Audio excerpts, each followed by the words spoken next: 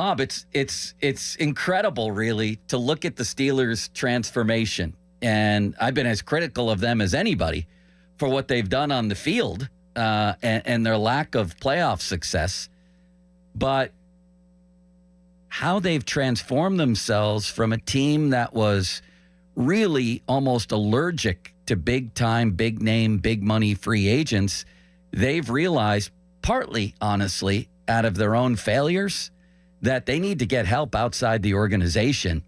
And wow, did they go big time with DK Metcalf? Some might say an overpay, but this was, I would say, very un-Steeler-like, except that they've now been trending in this direction for about 3 years. This is Steeler-like in a way, although this is also the biggest contract, I believe, ever for a wide receiver in total money.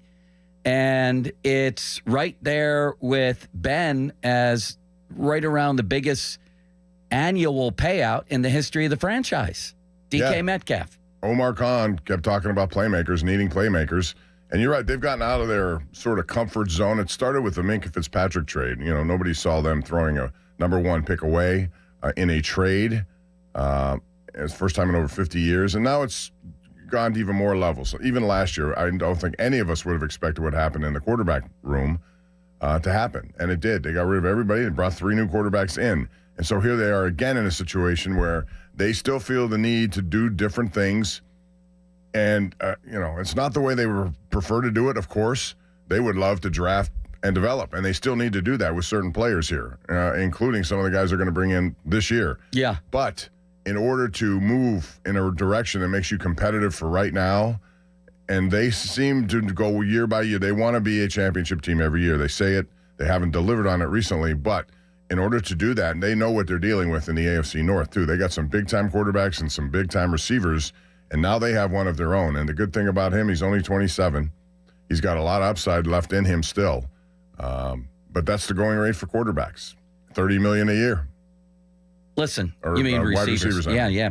I think all these things are true, even though it may be somewhat of a paradox here.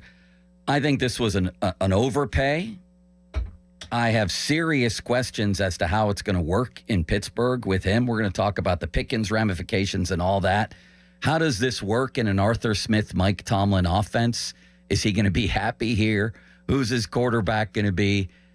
And he's a very, let's say, passionate guy. He gets tons of penalties.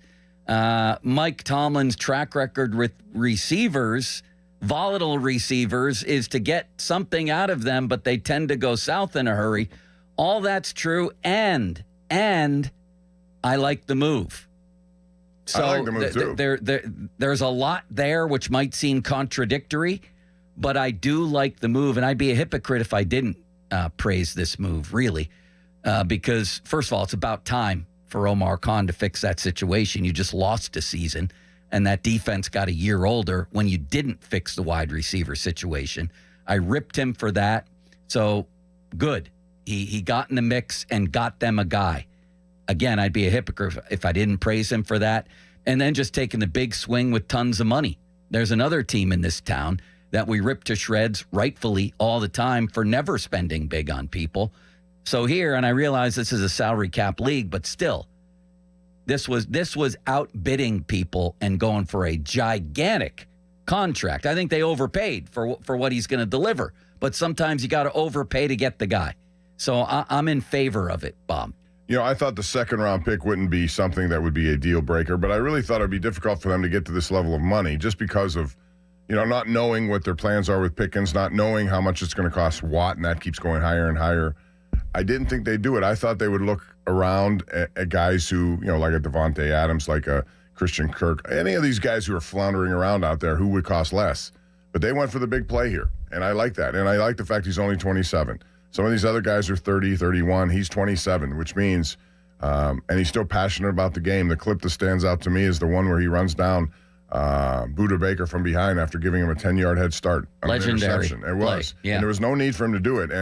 But he did it, which tells you his competitive nature, I think, more than anything. So this guy is going to make a difference with them. Now the question is, will they let their offense open up a little bit? And who the quarterback is will determine this. That's the story. The amazing thing is we come on today and the biggest on-field story isn't a guy they just signed to the biggest wide receiver contract ever.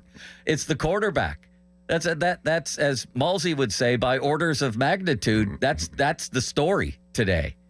So and it still hasn't gotten down to the point where we can narrow it down to one or two guys. No, 4 guys. We 4 or 5, I'm going to say. So we have Diana Rossini reporting that the Steelers are going to make an offer to Sam Darnold here on effectively the first day of free agency. Officially, that's in a couple days, but it's today because all the deals, or a lot of them, the big ones, are going to go down today. So you have Sam Darnold, Diana Rossini saying the Steelers will make an offer. Aaron Rodgers, Bob, Adam Schefter saying has emerged as a Steelers option. This is incredible. Rodgers and the Steelers are expected to talk, sources told Schefter, and explore a union between the 4-time MVP and longtime coach Mike Tomlin. There's 2. And then you have the incumbents. Russell Wilson. Jerry Dulac has said he doesn't think it will be Wilson, that Wilson is out. And then Justin Fields. The Steelers are on the record from the top of their organization saying they would prefer this be one of their 2 incumbents. If Wilson's out, that leaves Fields, and the only way for me to read that, Bob, is that they may have been pursuing him and they may want him. I'm not sure he wants them. So let me ask you or just let me intercede here. Or they were, they're entertaining these thoughts or putting out messages or whatever's going on here that they want him to know that you better make up your mind here quickly because we have other options too. They play these games back and forth, and I'm not going to rule that completely out. I still think they want him, but they want him at their price. At their price. I know, but that may not be an option. Maybe not. And if you're Justin Fields, I just wonder. He was a very good soldier, but he may have been thinking at 4-2, why am I not still the quarterback here? Like, what are you people doing? And he may also, with his buddy Garrett Wilson, be very interested in the Jets, who frankly have, even with DK Metcalf here, have better weapons than the Steelers. And he may be very interested in going and playing with his friend.